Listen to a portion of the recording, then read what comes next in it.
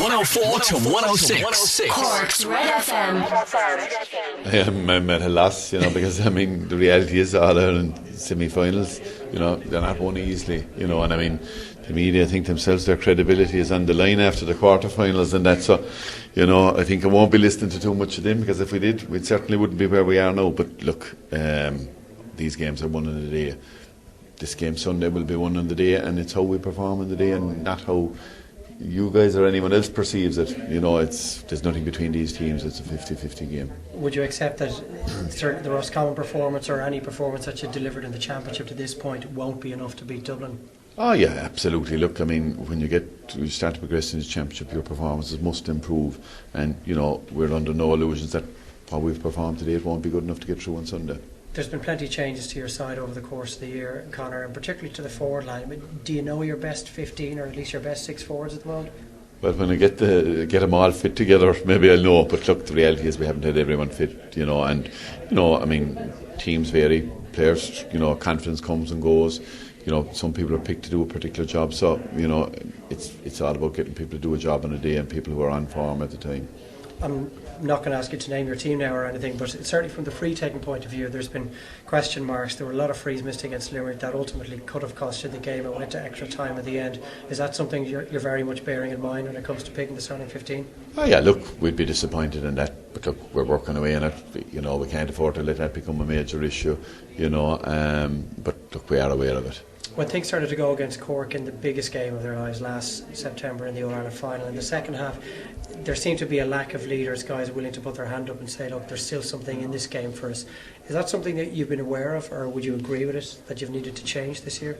I don't know. Look, if you look through any sporting team game, you can make that point about any final at any stage in relation to a losing team. People, I didn't think that was particularly an issue. I think our ability to take opportunities we created was more to do with than the leadership. We created the opportunities, it was just that we possibly didn't finish them. So I don't see that as a major issue, no. And when you look at the managers that have brought their 4 teams at the semi-finals this year, Conor, we didn't still call you, the hair might be grey, but you're certainly young in terms of the Mick O'Dwyers and of this world.